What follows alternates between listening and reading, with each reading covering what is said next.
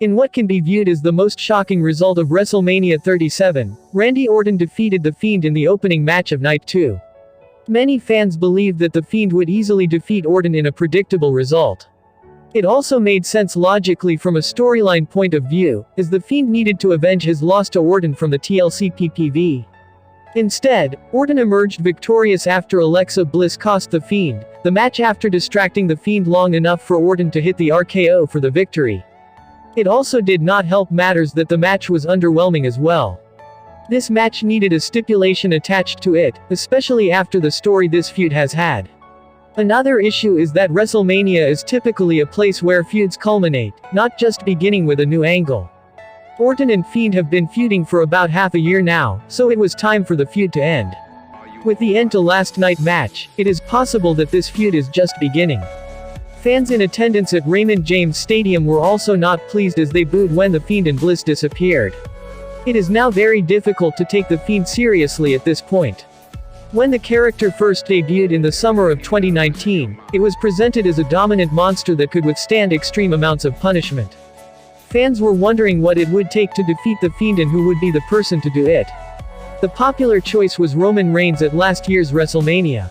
His Hell in the Cell match with Seth Rollins that fall, followed by dropping the Universal Championship to Goldberg in Saudi Arabia early in 2020 halted that momentum. His feud with John Cena leading up to their Firefly Funhouse match at WrestleMania 36 was good, but he was still never the same. His ensuing feud with Braun Strowman, where we saw the faces of Wyatt, was more entertaining than many were expecting, but Wyatt was still not the same.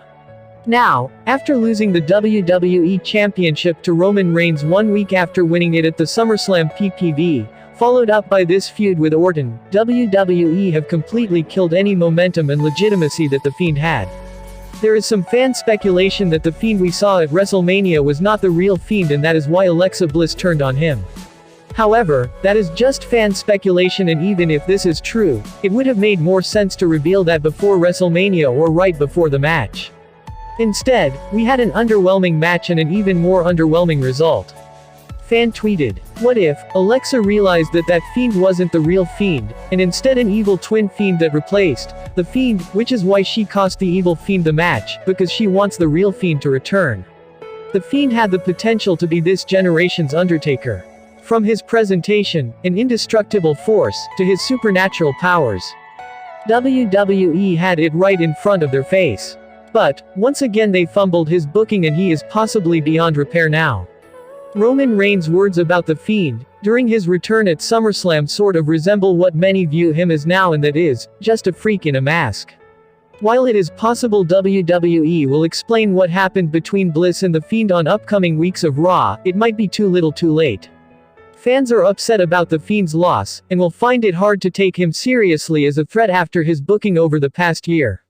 Can you honestly see The Fiend as a threat to beat someone like Drew McIntyre, Bobby Lashley or Roman Reigns? Some may still hold out hope for revitalization, but it is very hard to see how WWE books their way out of this. What are your thoughts? Do you think WWE needs to drop the Fiend gimmick? If so, what should they do with him next? Sound off in the comments below. Oh, let me up with a bright smile on now. Put me in the dark.